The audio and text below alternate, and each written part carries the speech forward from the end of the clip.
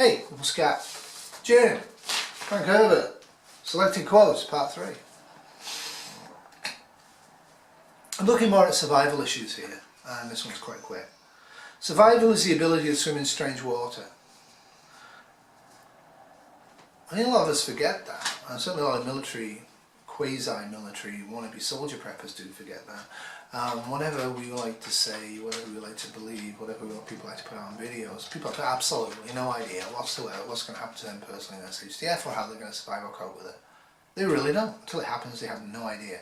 The ability to survive SHTF or any adverse, unusual, unexpected circumstance or expected circumstance is the ability to actually be able to swim with the currents that are now enveloping you, not to fight against them and drown. I think people tend to forget that. Flexible adaptation is going to be the key to survive, not inflexible plans. And a lot of quasi-military preppers, specifically online and others, have very fixed plans. Now I do think written plans are a good idea, but plan is a guideline. Policies, rules are guidelines. As soon as you enslave yourself to them, at some point it's going to adversely affect you. Be open, be flexible. Swim in strange water. I think this one was stolen. I think most of this stuff was stolen from Middle Eastern and Asian sources. The willow submits to the wind and prospers until one day it is many willows, a wall against the wind. Bear that in mind, you guys out there that want to subjugate people with your guns. One day there'll be enough for them. They'll do you. Treat people with respect and decency wherever you can, especially in SHTF. This one is how I like to think of myself. A killer with the manners of a rabbit. This is the most dangerous kind. A lot of people talk about projecting force in SHTF, either solo or with a group. Standardised camo, standardised weaponry, control the area, go in there, make your presence known, etc, etc. And no surprise they got that from Iraq and Afghanistan, because it's actually a traditional way for armies to do that. And yes, armies can call in air support and all the rest of it, though people do claim that they can never call in air support and they're on their own for months and months and months in Iraq. Total nonsense, but I get where you're coming from. I'm not dismissing soldiering. What I'm dismissing here is the concept that projecting force in grid down in North America is always the way to go. Maybe the way to go is to look like a rabbit, but fight like the SAS, right? That's all I'm saying. There is a Ben Grissett saying, she said. You have sayings for everything, he protested. Oh, you like this one, she said. It goes. Do not count a human dead until you've seen his body, and even then you can make a mistake. Think on that. Don't sit with your back to any doors. That's also good advice in the here and now. I love this one. I should have suspected trouble when the coffee failed to arrive. If your gut's triggering you and you feel uncomfortable in a situation in the now or in SHTF, get out. Get out. Don't have to make excuses, don't have to explain, go to the washroom, never come back. Leave your stuff if you need to.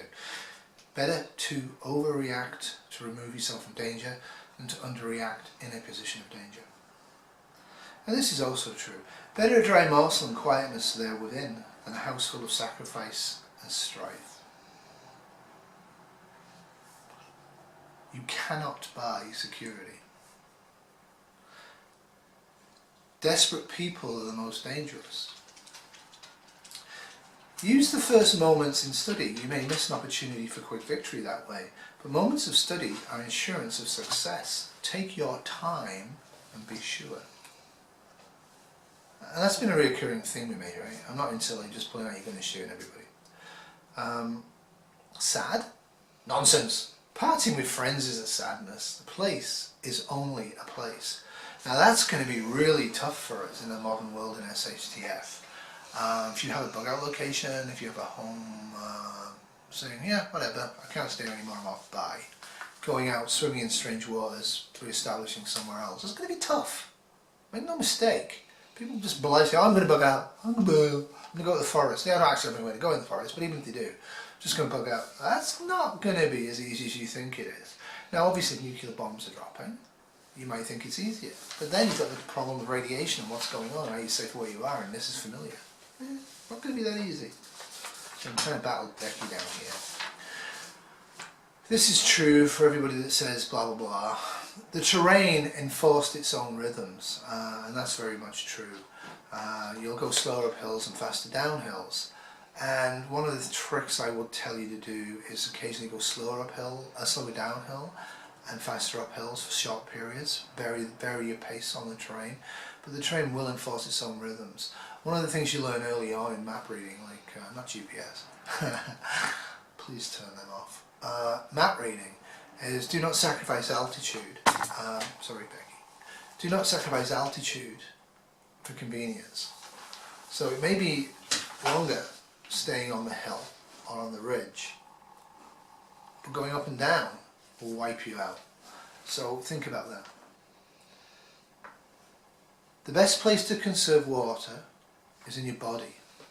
If you keep your energy up, you're stronger. Trust your still suit. True and not true. If you are pounding along, bugging out on a hot day, if you drink too much water and you'll just pee, right? What you need to do though is as you start to get thirsty to take water in little bits. Try and don't just keep it in the bottle and dehydrate and then drink a ton. That's a really bad move. Delay is as dangerous as the wrong answer. I love this book, right? Because at one point it says delay and think about respond to attack, and the other one says if you delay you might die. It's all situational.